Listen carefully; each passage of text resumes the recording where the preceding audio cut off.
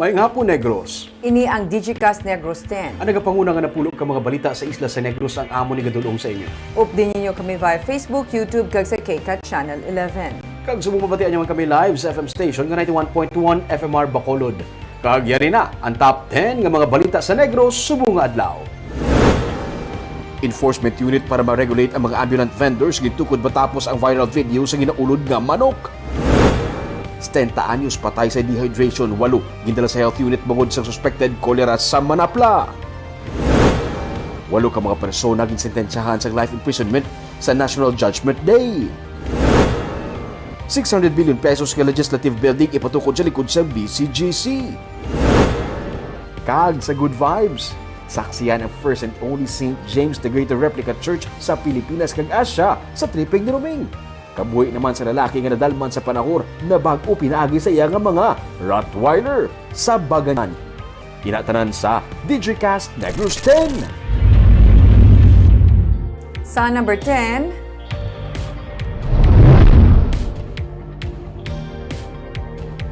LPA kag ITCZ ang nagadala karon sa pag-ulan sa probinsya.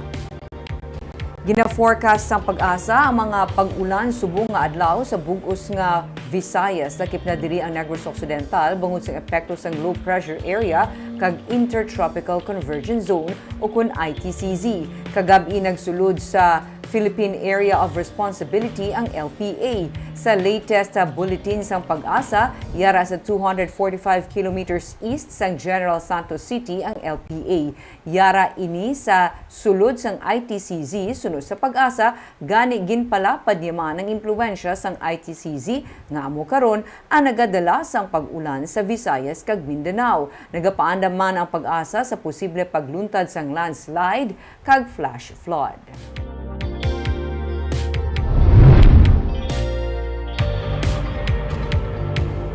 Sa number 9, 600 million pesos nga legislative building planong ipatukod sa Benitez Administration sa likod lamang sa Bacolod City Government Center.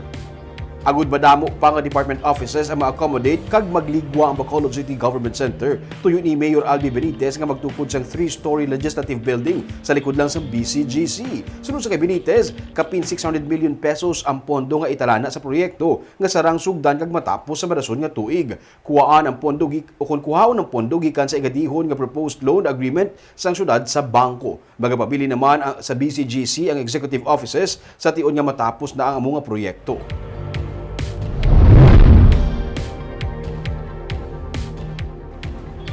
Sa number 8, PNP Region 7 pasabto ng mga responsable sa pagpalagyo sang preso sa Bakong Police Station. Manhunt operation nagapadayon. Nagpagwasa ang kahapon sa statement ang Director ng Police Regional Office 7 nga si Brigadier General Roderick Alba. May angot sa pagpalagyo sang preso sa detention cell sang Bakong Police Station sang Miyerkules sang gabi. Suno kay Alba, manabat ang pulis o kun mga pulis nga responsable sa pagpalagyo sang detainee nga si John Mike Olitres. Damlag pa, ginpahayag nga si Olitres ang nakapalagyo bangod wala masirado sang maayo ang gate sang detention cell. Nagahinyo man si Alba sa pumuluyo nga magpahibalo sa PNP ang may impormasyon angot kay Olitres. Samtang ginpahayag man sang PIO sang Negros Oriental Police Provincial Office nga sila ang naga-coordinate na sa dapitan PNP matapos makakuha man sang impormasyon nga nagsakay sang barko padapitan si Olitres. Padayon ang manhunt operation karon sang PNP. Sa number 7,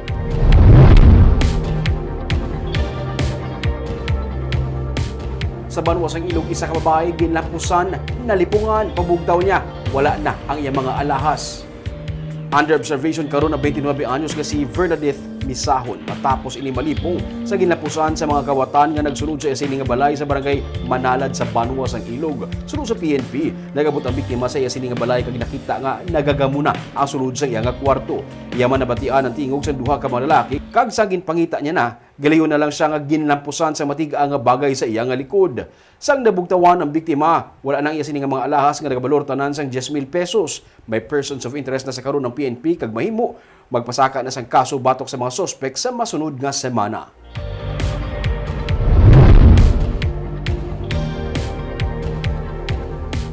Sa number 6, katapos ang NPA nga suspect sa pagpatay sa punong barangay sa Isabela na aresto.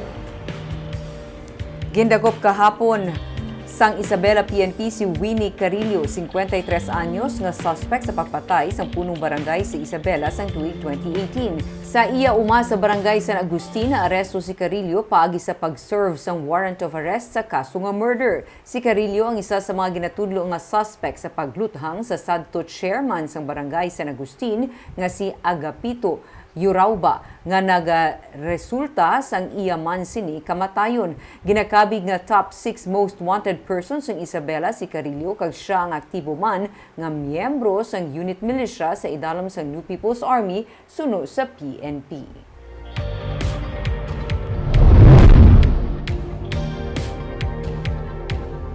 Sa number 5, Bacolod City Mayor Abdi Benitez nagalaang magpunta ni mayaraan na isang transition phase para sa mga PUV modernization program antes ipatuman liwat ang dakpanay sa mga dipasay nga salakyan nga expired ang mga prangkisa. Buwas magasugilanon liwat si Mayor Abdi Benitez sa pamunuan sa Land Transportation Franchising and Regulatory Board kag Land Transportation Office agud iduso ang mga provision nga luyag balakip sang grupo sa traditional jeepney operators kag drivers sa programa.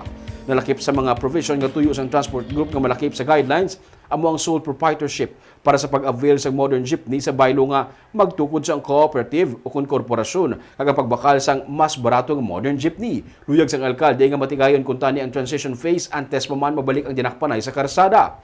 Pero kung may grupo nga makakuha sang temporary restraining order batok sa pagpatuman sang PUV modernization program, mahimo mapaiway anay ang enforcement. Ginabulubanta kapin sa 3,000 ka mga driver kag operators sa traditional jeepney ang mawad-an sa palangabuhian kung istikto nga mapatuman ang modernization program. So your meeting with the LTFRB is to ask for a further Yes. transition period. Well, first is to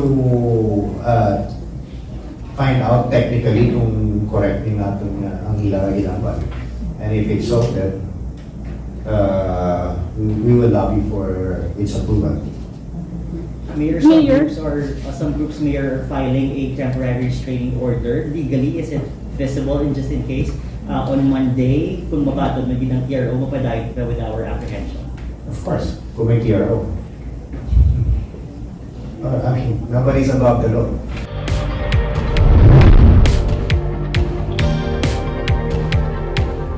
Sa number 4, 8 ang ginpamatbatan sang life imprisonment bangod sa nga pagbaligya sang illegal nga droga sa 8th National Judgment Day. 4 ka iban pa naman ang napamatud-an nga not guilty. Pero antes pa man ginpapanaog ni RTC Judge Raymond Joseph Javier ang pamatbat ginhatagan ng tagsa sa ila sang pamahaw sa kinaandan. Suno kay Judge Javier, kabahin man ini sa Thanksgiving angot sa anniversary sang Office of the Court Administrator. Una nga ginpamatbatan sang life imprisonment bangod sang pagbaligya sing illegal nga droga si Rodolfo Trinidad Jr. Siya magabayad man sang multa nga 500,000 pesos. Guilty man siya sa possession of illegal drugs kag ginpamatbatan sang 17 ka tuig nga pagkabilanggo kag multa nga 300,000 pesos kag sa kaso nga possession of drug paraphernalia 2 ka tuig nga pagkabilanggo kag 10,000 pesos nga multa. Guilty man sa pagbaligya sing illegal nga droga kag possession of illegal drugs, Sanday Rolly Asumbra kag Inocentes Posadas, life imprisonment kag multa nga tig 1 milyon ka pesos ang pamatbat sa ila sa tagsa ka kaso nila. Guilty man si Sandra Parimar sa pagbaligya kag paghupot sa illegal nga droga, life imprisonment kag 500,000 pesos nga multa, kasuman 17 ka tuig nga pagkabilanggo kag 300,000 nga multa ang pamatbat sa duha ka mga kaso. Guilty man suno sa korte si Hernan de Asi sa pagbaligya kag paghupot sa illegal nga droga kag drug paraphernalia. Guilty man sa kasubong nga mga kaso si Andrew Shah. Si Edgar Beleño Jr. guilty man sa pagbaligya sa illegal nga droga. Si Denny Salazar guilty sa pagbaligya kag paghupot sa illegal nga droga. Nahilway naman sa kaso nga pagbaligya kag paghupot sa illegal nga droga si Marlon Pango. Not guilty man Sanday Eddie Boy Belibestre, Jude Villarmino kag Leo Casiano.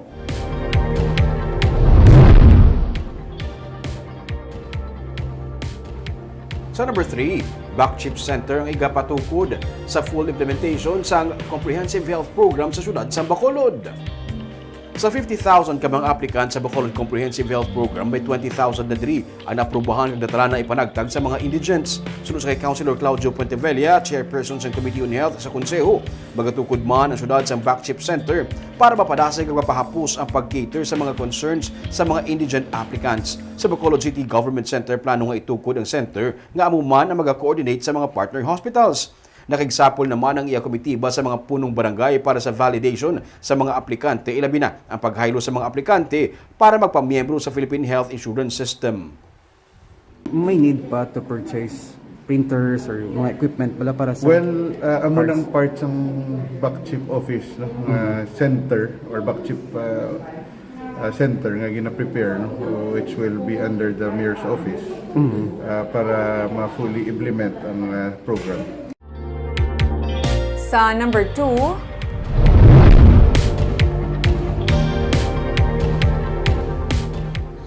may 8 ka mga suspected cholera cases ang ginamonitor karon sa Banwa sang Manapla. Isa naman ka 70 anyos nga lolo ang napatay bangod sa severe dehydration.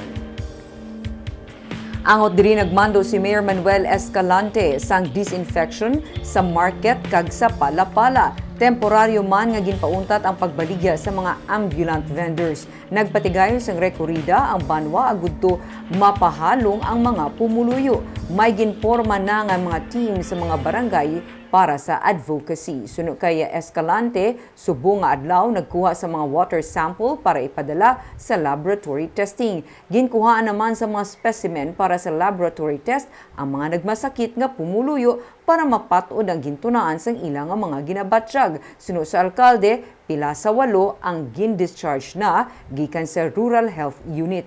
Ang 70 anyos nga lalaki suno sa PHO ang napatay bangod sang severe dehydration kag wala man ini nakuhaan sang specimen. Suno kay Escalante, ang 70 anyos ang wala man nadala sa bulungan. 39 ang confirmed cholera cases karon sa probinsya. Gikan sa Talisay, Silay, Ibi Magalona, Victorias, kag Cadiz. Pinapalan ko sila boiling ginanay except for bottled or mineral water. Tanan na mahalin sa gripo, bubon, kag jetmatic has to be boiled. So amo na kagapon nag-massive rekorida kami, nag-massive campaign kami. Kag sa numero 1 sa mga balita, subong adlaw.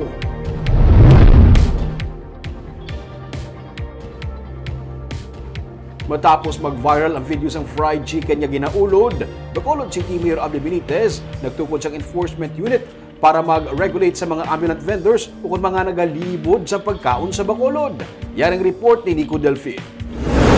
Hindi dapat exempted bisan ang mga ambulant vendors o kung ang mga nagalibod kag nagabaligya sang pagkaon. Suno kay Mayor Albi Benitez, dapat man sila nga ma-regulate kag magkuha sa mga requirement kasubong sa mga negosyo nga nagabaligya sang pagkaon sa publiko. Tanan nga mga ambulant vendors, tanan nga mga street vendors, tanan that will have to comply with the requirement. And on top of that, we should make sure that the enforcement team is in place. Ini kasunod sa nag-viral nga video kundiin diyutayan lang makaon sing estudyante ang ginaulod na nga fried chicken nga nabakal sa iya iloy sa guwa sang Libertad Public Market. Ginmando ni Benitez sa City Legal Office nga magtukod sa enforcement unit nga among maga-monitor sa mga ambulant vendors sa syudad. Tanan nga ambulant vendors must now register. Since they are dealing with food, since they are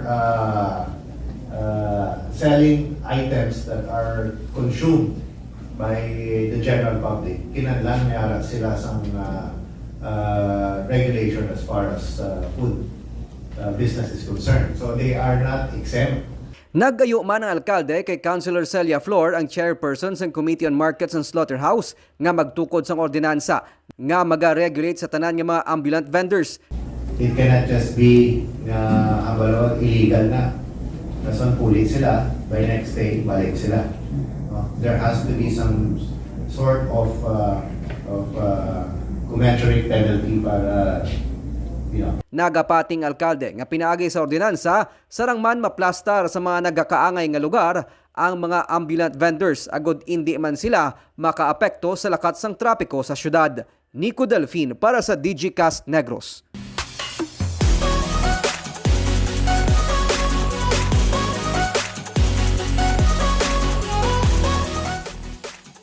Kagyari naman ang pabalo na mo niya pang pag-good vibe sa inyo sininga weekend.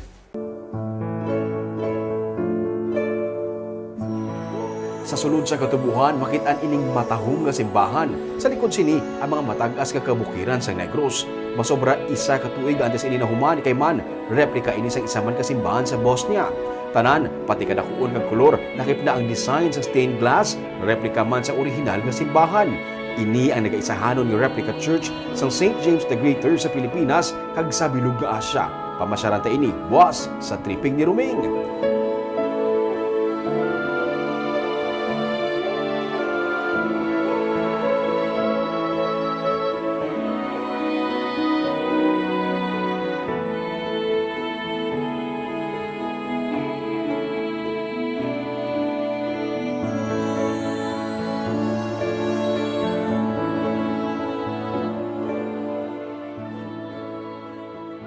Isa naman kaanay soldado, aminado nga nadalman sa panahon matapos magretiro. Halos tanan nga yara sa iya, pati iya pamilya nadula na bangod sang iya nga bisyo. Pero sa isa ka adlaw, nabugtawan siya nga hindi na amo ang iya nga ginaimo nga kalingawan. Kag, ang nakapabugtaw sa iya, ang duha niya ka mga Rottweiler nga hinuptanan. Subong, kaupod na sila nga tatlo sa pagserbisyo sa publiko. Aton sila kalalahon sa Sunday sa Baganihan.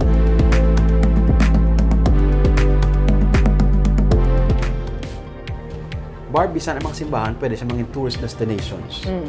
Anong ganyan tawag sila? The religion, Pilgrim. Oh. Nakadua sa mga pilgrims. Pilgrim site. Oo. Okay. Pero muna ito, panagurong pag-proclaim nila sa pilgrim site. Subong pa lang, Barb, damo na sa kakadto nga tao. Especially, Ruming, hindi lang sa pagtulungan sa iban, ang architectural design. Ang design. Ng mga Ang iya location, simbahan. Barb. Tahom. Kag mas tahom pag istorya sa isa ka, Barb, ka retired nga soldado. Nadalman sa panahorbat, nakabugtaw, pinagi sa Rottweiler. Importante, Ruming, makarecover ta sa kung ano man ang ato yung inagyan. Nakabugtaw, gid. Kaga ba ito mga balita sa Negros Subunga Adlaw? Kay man sa panahon karon importante nga may ihibalo ka sa nagkatabo sa imo nga palibot. Kung dapat balanse kag eksakto mga impormasyon. Padaan kami nga magapangalagad sa Negrosanon. Ako si Barbara Mijares. Tub-tub sa Lunes, ako naman si Romeo Subaldo. Happy weekend!